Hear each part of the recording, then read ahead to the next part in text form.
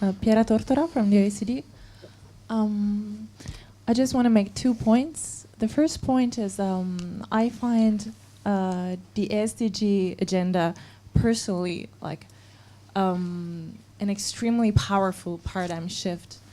But in the SDG discussions, even though it came up a little bit in our discussions throughout these 2 days, I really find that there is little recognition of what are the institutions that are going to take us there. Because the SDG agenda recognizes that profound transformations need to be carried out in all countries, and that all countries need to change their consumption and investment patterns. And this is intellectually extremely fascinating. But then, without going into the extreme of the option that was suggested by Philippe earlier, meaning the need of one single world state, we still need, more coordinated transformations and more policy coordination. So, where are the institutions that are going to take us there? So, therefore, my question for the panel would be. Where do you see that in the light of SDGs, multilateralism is going or should be going? And the second point is somebody mentioned earlier, actually Mike, that we're probably going towards an area of less transparency because there is many more actors involved in the development arena.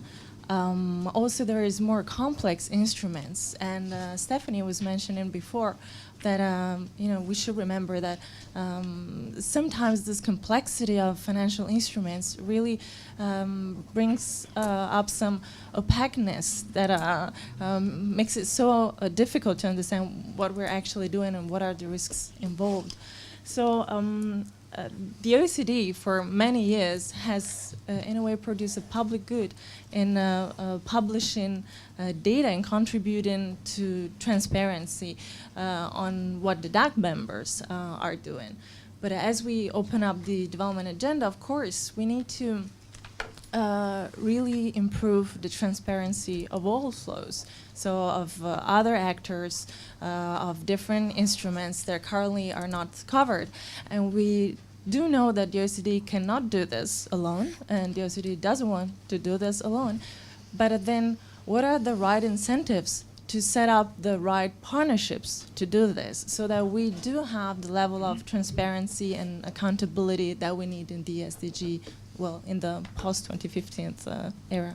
Thank you. Thanks very much. Great questions. Paddy, and then...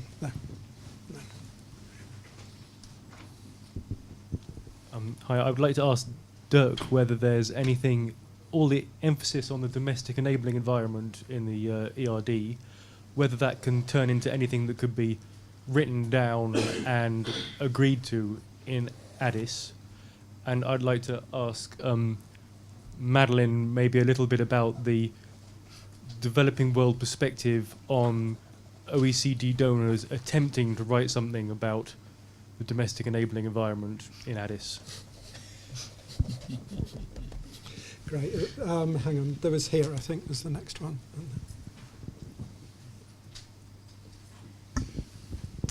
Hi, Bjorn Gilsetter, also from the OECD. So this is the OECD coming back on the ODI internal discussion before. Right, more. It hadn't been coordinated, but it's similar to my colleague's question. You talked about widening the agenda for Addis.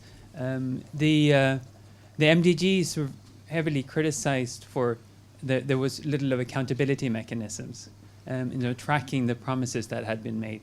That would need to be part of the discussion in Addis, I suppose. And if you have any reflections on what that could look like, what it should look like, I would appreciate that. Any That's thoughts great. on that?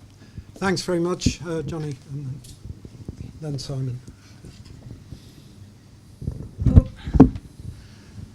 Thanks for giving me another question, Andy. I think it's because I've been away so long. I'm just got brimming with questions. Yeah, that's right. My just two quick ones. My first one really for Andrew, but also for everyone. You made the assumption, or maybe it's just following the kind of historical pattern, that ODA is going to reduce as GDP per capita increases. Have you taken into account kind of South-South cooperation, which does seem to be increasing, even if it's still fairly low level? And also, in my kind of provocative view, as South-South cooperation continues to increase, traditional donors may well feel that they don't want to be decreasing aid, as appears to be natural, but actually want to maintain some kind of competition of having public funds in developing countries in order to really maintain business and other strategic interests. And also, what do other people think about that? And then my other question, and this is picking up on a very good question that Philip asked earlier, which is, what evidence have we got about whether the MDG whole kind of era has worked or not? Have you, on the panel, you seem to have plenty of experience between you. What do you think about whether the FFD process has worked or not? In other words, we can all talk here about what's needed, what's politically feasible, what would people sign up to, but actually, what is this piece of paper? What value was the piece of paper that was signed in 2002? And what value will this piece of paper actually have? And maybe that can even further help us to focus on what we should be talking about. Yeah. Strangely, we prepared a slide on the Monterey Consensus, which, if you could pull that up, Rob and Rebecca, we'll come back to that in a minute. Simon. Yeah. In fact, I've just loaded the Monterey Consensus and just skimmed through it. Yeah. And it does indeed have a chapter on international trade as an engine of development and one on systemic issues, which is about financial and trading systems. But I do think that it would be really helpful for all of us, and I'd like to ask the panel to think about this, just to think about what we need in July next year in Addis, and what is most likely to deliver that and what is most likely to kill it. And you know what we need is just enough to get us through to September and then to Paris. And that's probably mostly going to be about money, given the need to find climate finance, among other things. And then if you start adding other things, which especially if those other things are now on somebody else's agenda, like the WTO's agenda, you run the risk of just destabilizing the whole process and making it impossible. So means of implementation, of course, is in the SDG framework.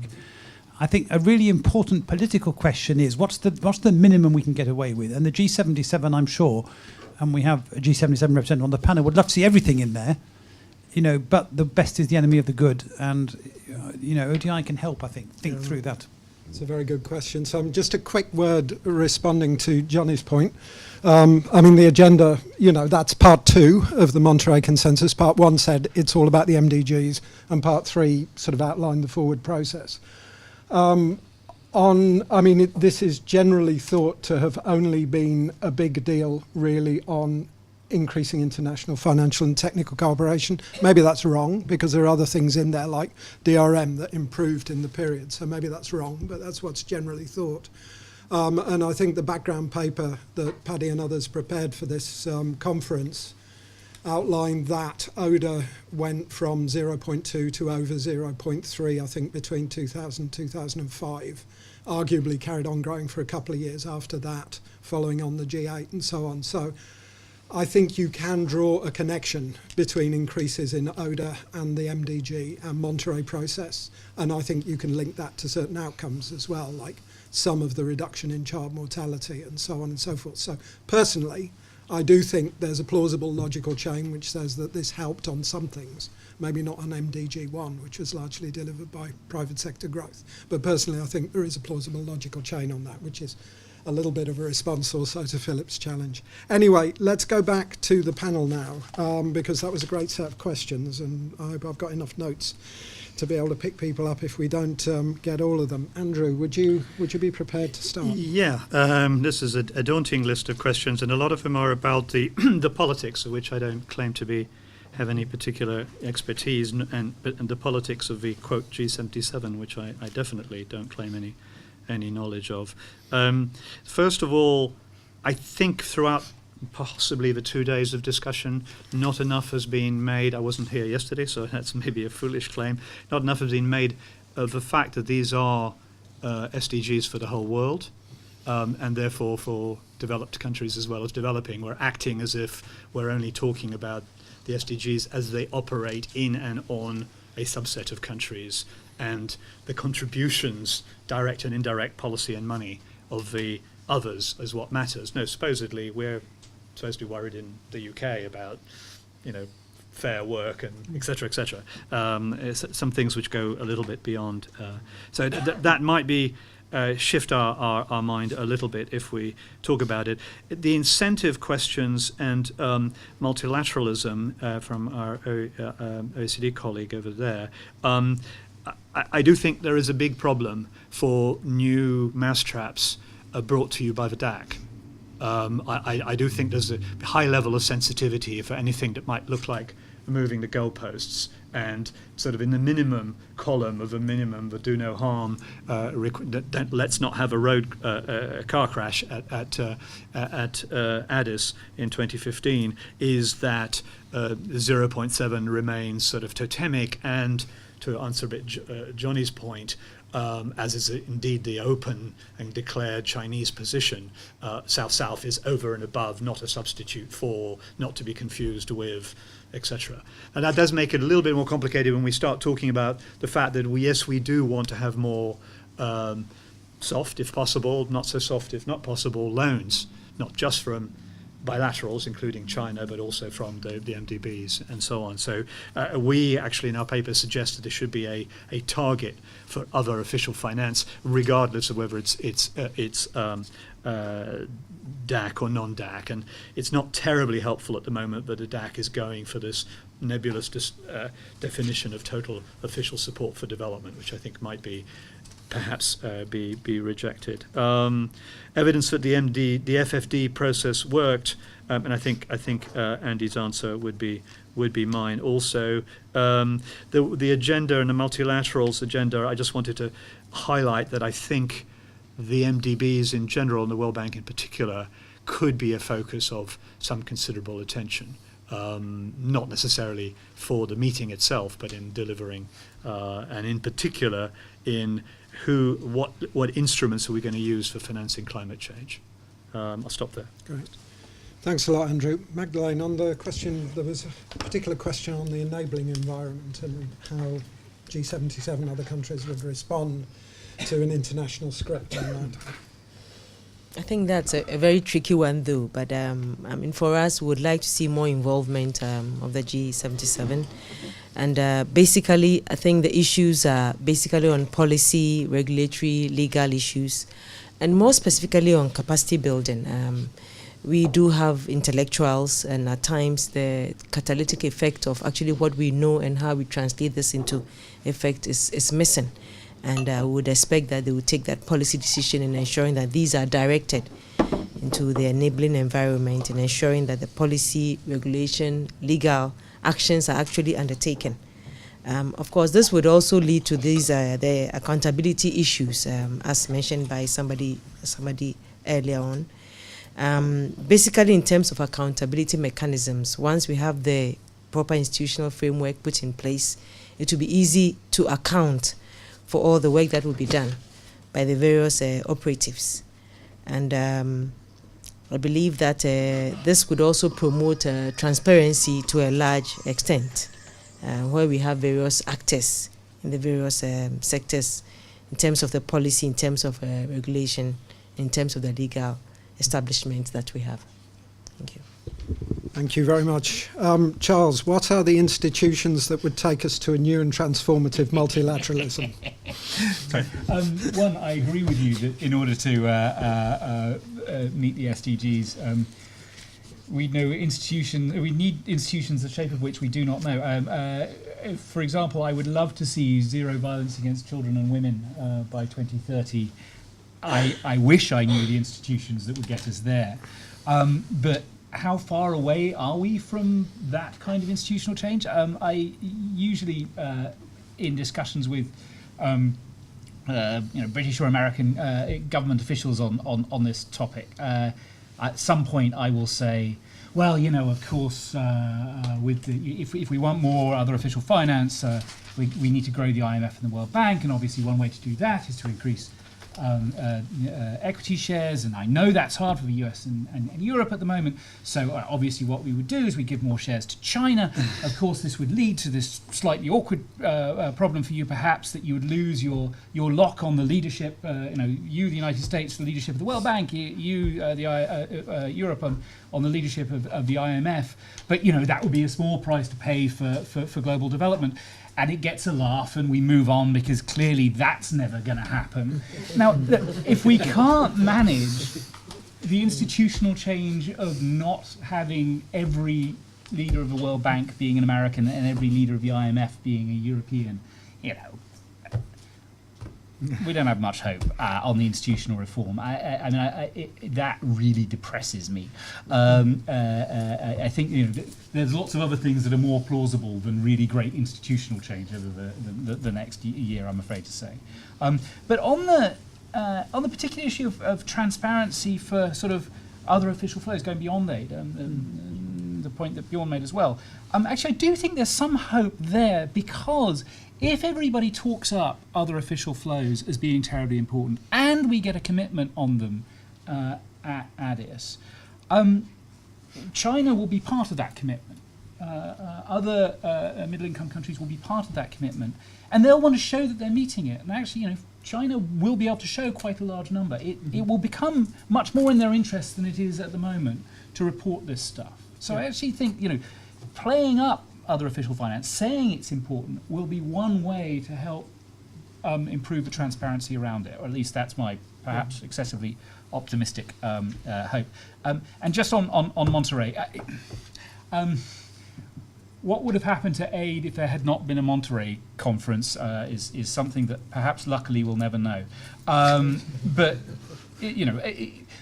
lots of other things were going on at the time that were likely to increase aid. And the reason I think that matters is, Monterey was well worth it, right? In that, I don't know how many first-class airline tickets had to be bought and, how many canapes were purchased. But in the grand scheme of things, it wasn't terribly expensive. It is very plausible to make the logical argument that at least it had a marginal effect on aid. It is very plausible to say that marginal effect on aid had a marginal impact on rates of progress against child mortality. If it had that marginal impact, a marginal impact on something that, is about saving maybe 10,000 lives of children, that was worth it. So, let's declare success, which is the way I feel about, the MDGs as a whole, but does leave me somewhat doubtful about the paradigmatic shift of the SDGs. That the MDG record is, maybe in the best of all possible circumstances, you can see a marginal shift of extra progress thanks to having a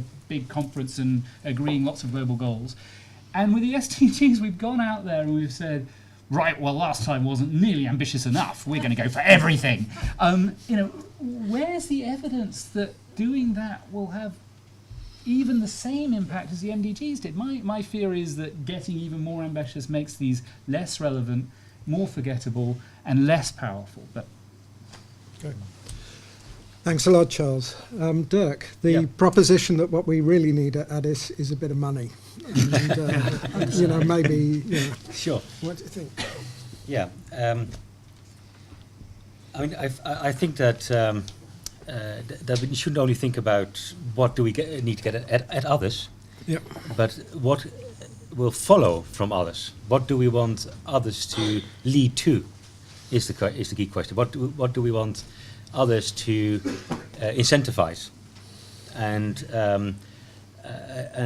I think that when it comes to the Monterey Consensus and the Monterey follow-up, we've got a chapter on lessons from it in the ERD. Positive effects on aid. That's very plausible. At least most people would agree on that. Whether it has any effect in country, well, there's some would say yes. There's some country, and we did Southern Voice instituted actually a paper on that. What happened in country. So some effects there. But what it has also done, I think, is generate this mindset that money can buy you poverty reduction directly, and I think that's been harmful to some extent. That yes, money might well be important, but it's the context that matters. That's even more important, and I've explained why, and I think that's something we need to get.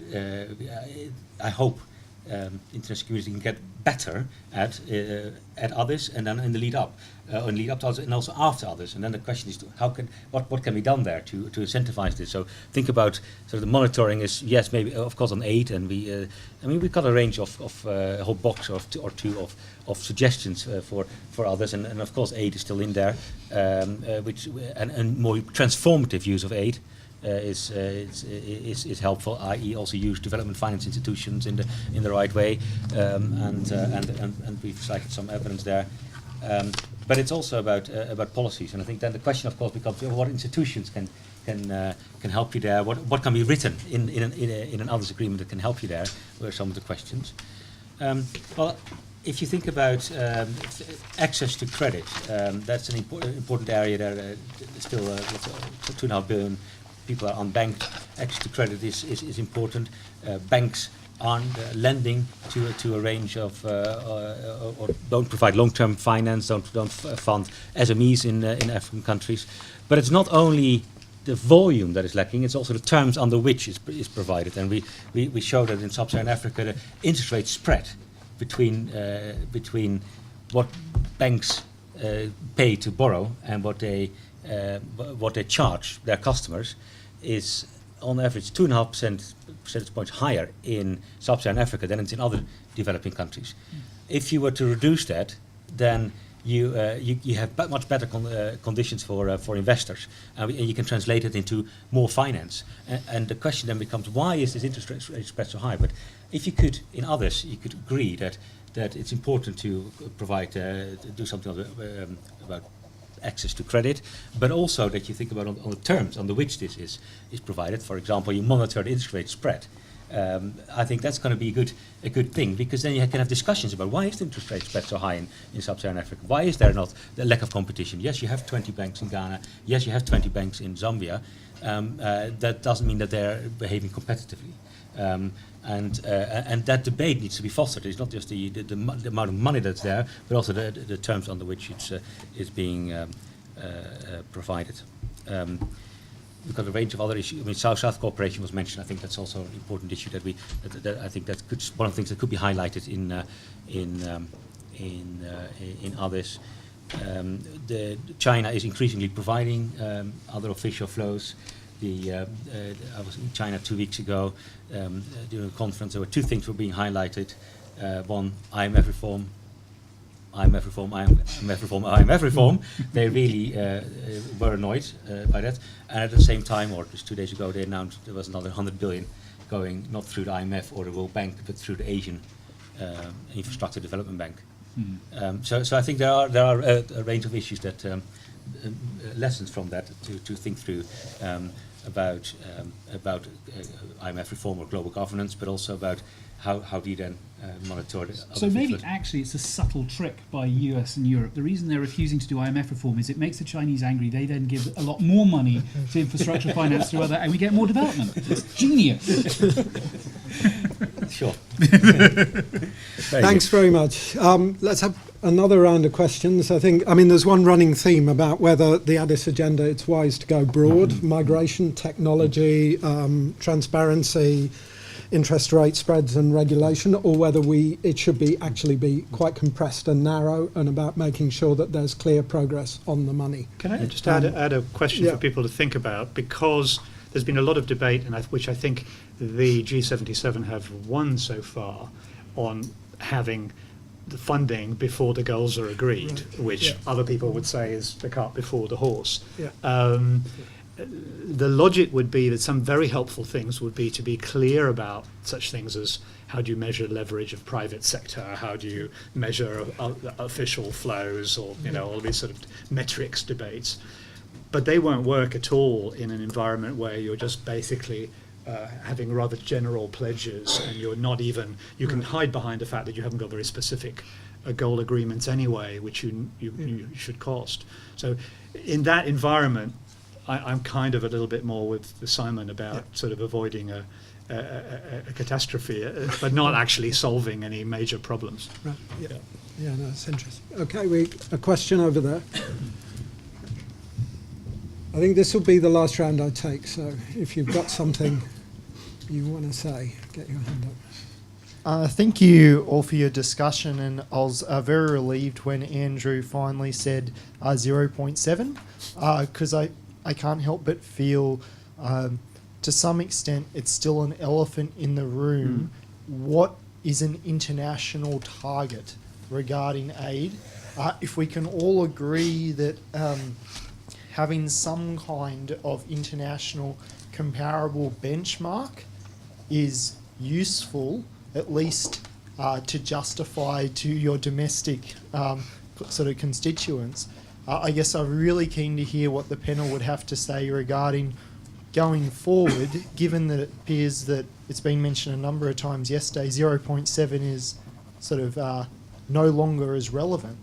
So what would be something that's more relevant? What could replace it? Like, are we talking about like a percentage of government revenue for international public finance, for example, like 2% or whatever? And then you can invite South-South participation to be part of that. Yeah, or are we talking about some other sort of measure? Like, it'd just be great to hear what the panel's sort of thoughts on that would be. Thanks. Looking around. Anyone else, or are we? Yep, Neil. So maybe just some thoughts on, I mean, if the World Bank if the World Bank's not going to scale up in the way that we think it should in order to play a greater role, I mean, is this then a space for regional development banks to be scaled up because of their comparative advantage? And what about, you know, some of the new players like the BRICS Bank and maybe others? Thanks. Great. Well, I think that may be the last question. So, yeah, that's fine. Okay. Well, I'll go back then for closing thoughts from the panel. Dirk, do you want to start this time? Oh, right. Okay. Yeah. The ODA question. It's also an ODA definition question, I suppose. The OECD presented their report. The Development Cooperation report here last, it was 1 or 2 months ago, and I was there a panelist, and I mentioned about an ODA definition. It needs to be such that it can incentivize more and better aid, and then I suggested, well, you can think about grants definition. You can think about an OOF type of definition, where you can think about a range of institutions that have an impact on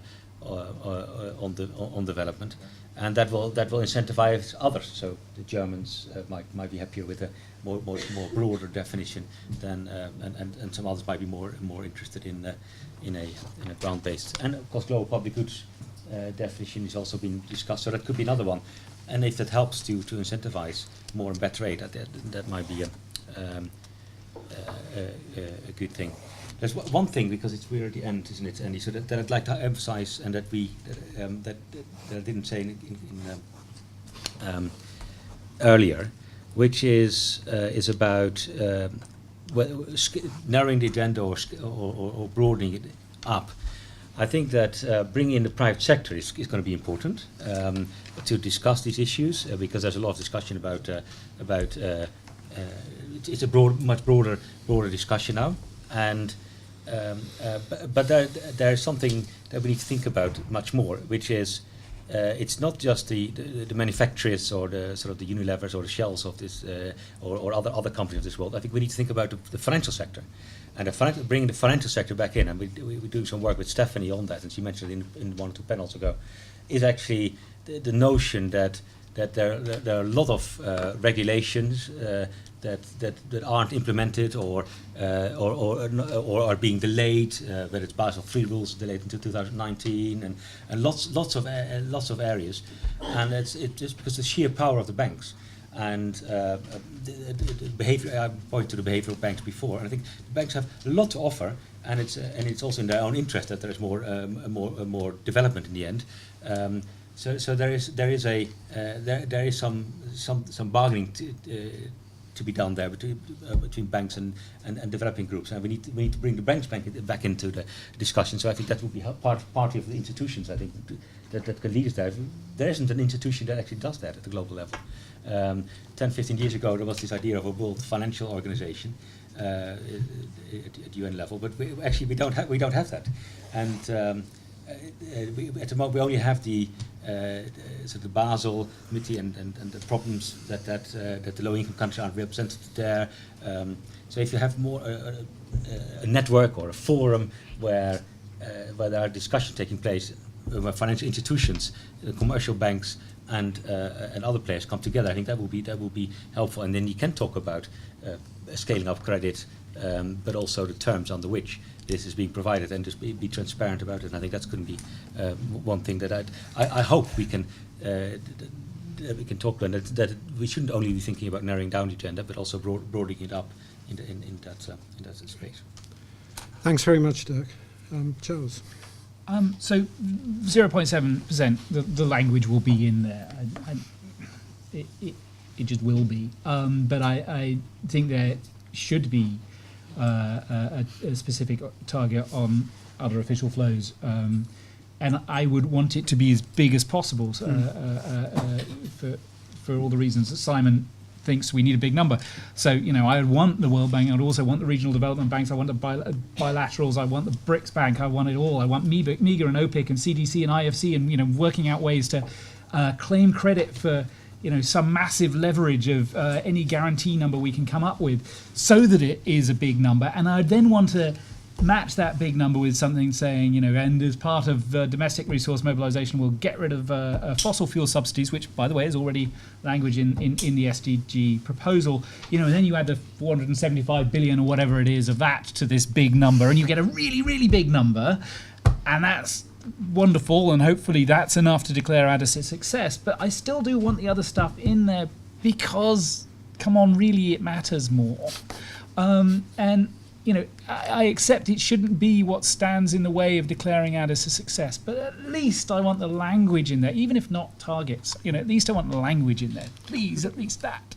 The quick challenge, the Monterey Agenda spoke to non-experts with simple, clear messages around debt and around increasing ODA flows. Right. Do you think you can broaden it out? You were the guy arguing that the SDGs are too broad. Do you think you can both broaden it out and leave it with a clear political ask that works? So the financial thing, yes, it takes a little bit of wordsmithing, and it's going to be a very messy thing underneath that wordsmithing. But I think you can come out with something that's kind of sort of other official flows, and you say it's 2%, and people think they understand it, even if I don't.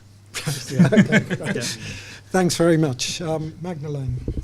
Yeah, I think in order to get the required results, we need a commitment and buy-in of all the proponents, especially those benefiting from the SDG initiative and those who are actually proposing it. And this would mean that politically everybody should be on board. There should be a lot of stakeholder consultation, and ensure that there is transparency in the process as well. Thank you. Thank you very much indeed.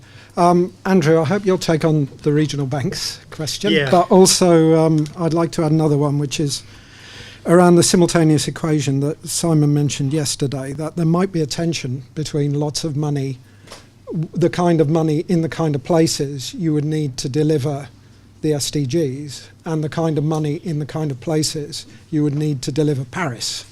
And this is again around this issue about climate mitigation and where the funds for that come from, which you alluded to, but what does that mean for the strategy going into Addis? Okay, first of all, I'm with everybody who said that 0.7% is untouchable. It's interesting to know at what point in some future China considers itself an advanced economy. But for the foreseeable, for this round, we have to remember that 0.7 applies to a subset of countries of which China, India, Brazil, etc. are not members, and that's not going to change. Should there be, we advocate also specifically in our paper 0.5% for other official finance, very, very lightly and loosely interpreted. that it is noticeably better than what the markets are offering. So we've been talking about 800 basis points for Ghana or 900 for Senegal or whatever. As long as you're sort of within that sort of band, then it's still okay. In practice, a lot of it is better. Incidentally, 0.5% of OECD GNI is 170 billion, roughly. So that's not a bad. That sort of goes towards the $500 billion or whatever it is that we're trying to achieve. Of course, fossil fuel subsidies would be great, etc. And the climate change tension, I think we're a bit stuck. I mean, some people have argued, I think it may have even been Simon, for sort of topping up 0.7 with 0.3 at some point, or 0 point something. I just think we're stuck with this contradiction that everybody knows that most of what is paid for by in terms of mitigation and adaptation is dual purpose and is scored in ODA. You could choose not to score it in ODA, but then it'd be cutting off one of the constituencies for more ODA and so on. So there's insoluble sort of round tripping there. If the World Bank and the RDBs, if the World Bank does not scale up, it'll fade away, and other things will take its place. Now, I do take a point, and we've been in touch with Scott Morris of CGD and others who argue that there is, Houston, we have a problem. The United States Congress is not willing to finance its direct global competitors, nor is it willing to allow them to dilute its control of the institutions, which is a point you were making earlier. As such, I don't see this being opened up, except perhaps by the powers of competition, which are now beginning to operate, maybe. I mean, and certainly there is enough to be done in infrastructure financing, noticeably, and notably, and in other things, for there to be room for an Asian and a sub-Saharan and a this and a that and the other development bank in addition to all the others, and yes, the regional development banks, the person who put that point, can certainly do more. I mean, I'm interested in whether the Asian Development Bank will succeed where IDA has so far feared to tread in collapsing the two balance sheets together so as to give more space for lending on the hard terms, because they've done a nice sleight of hand and folded all the loan book, or the soft loan book, into their balance sheet. So I think I've taken care of your questions. Yeah. Okay. Well, great. Thanks very much. I took the last round of questions as a hint that everyone's looking for a slightly early finish, which is fine by me. But I think that was a great panel and a really good end to the session. I want to hand over in a minute to Ed Hedger just for the kind of closing remarks, and thanks to everyone who made it happen. But first of all, can we have a round of applause for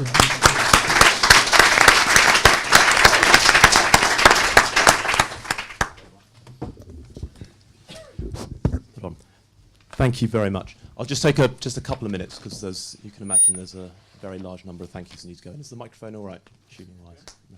Too far, too close. Anyway, we'll press on. So broadly, does money matter?